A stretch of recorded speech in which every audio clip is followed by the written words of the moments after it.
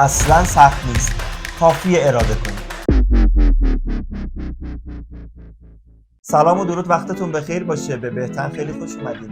محمد جواد نمونه هستم، کاوشگر بهداشت و سلامت بدن. ممنونم که کانال ما رو سابسکرایب می‌کنید و با ما همراهید. چربی کبد یکی از شایع‌ترین بیماری‌ها در سطح جهانه که بر اثر تجمع چربی تو بافت کبد اتفاق میفته. در حالت طبیعی بافت کبد دارای چربیه، ولی اگه مقدار این چربی از 10% حجم و وزن کبد ما بالاتر بره، ما مبتلا به چربی کبد هستیم. خبر خوب این که این بیماری برگشت پذیره و حدود 25% مردم دنیا که مبتلا به این بیماری هستن و خیلیشون هم خبر ندارن میتونن به راحتی این بیماری رو شکست بدن. چربی کبد به دو قسمت تقسیم میشه: چربی کبد الکلی و غیر الکلی. که کبد چرب الکلی به خاطر مصرف بیش از اندازه مشروبات الکلی اتفاق میفته و ما با رعایت مصرف مشروبات الکلی و عدم مصرف این مواد میتونیم کمک زیادی به کاهش این بیماری تو بدنمون بکنیم. منتها میریم به سراغ کبد چرب غیر الکلی. چند تا پیشنهاد موثر و قوی میکنم برات که بتونیم مقدار چربی کبدت رو به شدت کاهش کنیم. اول اینکه برای درمان بیماری کبد چرب خیلی هوشمندانه عمل بکنید و این نکته رو بدونید که هیچ داروی شیمیایی مخصوص برای از بین بردن چربی کبد وجود نداره.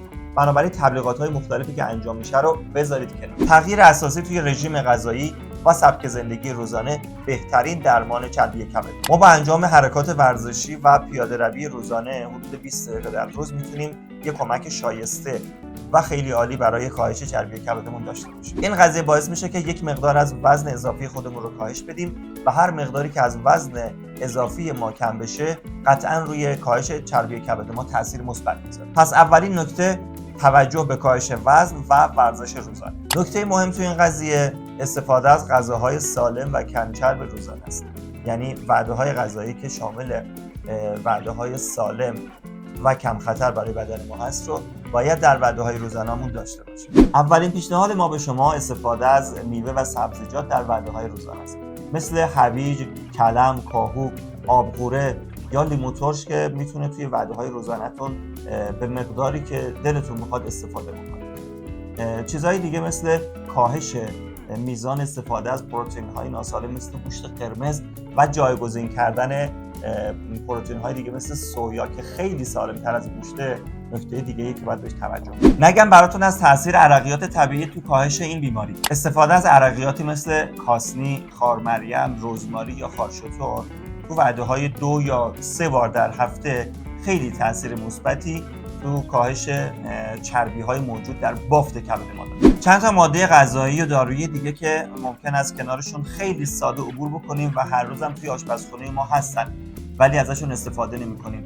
برای کاهش چربی کبد خیلی مهمن. از این به بعد وقتی راهتون به آشپزخونه افتاد به این مواد توجه کنید. قهوه یکی از این مواده که هم ضد التهابه و هم آنتی اکسیدان بالایی داره و برای کاهش چربی‌های موجود در بدن مخصوصا چربی‌های کبد خیلی موثره. سیر هم تقریبا همین خاصیت رو داره و به عنوان یک ماده ضد چربی میتونه توی کاهش چربی‌های موجود تو بدنمون خیلی کمک کنه. یکی از میوه‌هایی که به عنوان میوه پاکسازی کننده کبد معروفه سیب هستش، مخصوصا سیب سبز که پیشنهاد می‌کنیم هر مقداری که میتونید از این میوه استفاده بکنید. کلم رو هم که قبلا بهش اشاره کردیم به عنوان یک سبزی که دارای آنزیم‌های سم‌زدا هستش خیلی موثره توی درمان خیلی از بیماری‌ها، به ویژه چربی‌های موجود در کبد رو هم به شدت کاهش میده. اون هم به خاطر ویژگی سم‌زدایی که در خودش داره. خرما و عدس هم به خاطر فیبر بالایی که دارن و حالت پاکسازی کننده‌ای که دارن مصرفشون رو توصیه می‌کنیم. در کنار این استفاده از بادام تلخ و عناب رو هم فراموش نکنید. فوق‌العاده به عنوان یک معجون عمل می‌کنه. استفاده از یه سری سبزیجات مثل خیار رو هم توصیه می‌کنیم به خاطر حالت ادرارآور بودنش که سموم اضافی بدن رو دفع می‌کنه. ویژگی خیار سم‌زدایی اونه و اجازه انباشته شدن سموم اضافی در داخل بافت کبد رو به هیچ وجه نمیده. چند تا توصیه دیگه که حالت پیشگیری کننده هم داره، این که اولا توی پخت و پزهای روزانه از روغن‌های مایع سالم مثل روغن زیتون استفاده کنیم. نکته دوم، استفاده از شیرینیجاتمون رو به شدت کاهش بدیم و از طرف دیگه فشارهای عصبی و استرس‌های روزانه‌مون رو کنترل بکنیم یا اونها رو به حداقل برسونیم. این نکات رو هم اگر توجه بکنیم توی پیشگیری از این بیماری و درمان اون خیلی هست. اگر از این ویدیو خوشتون اومده ممنون میشم که کانال ما رو سابسکرایب کنید و لایک هم فراموش نشه. مخلصیم. چربی کبد یکی از شایع‌ترین بیماری‌ها در سطح جهانه که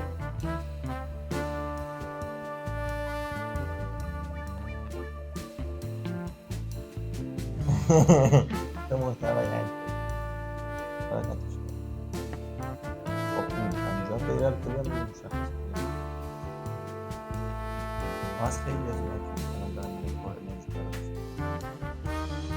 وای نگم براتون از اهمیت استفاده از عرق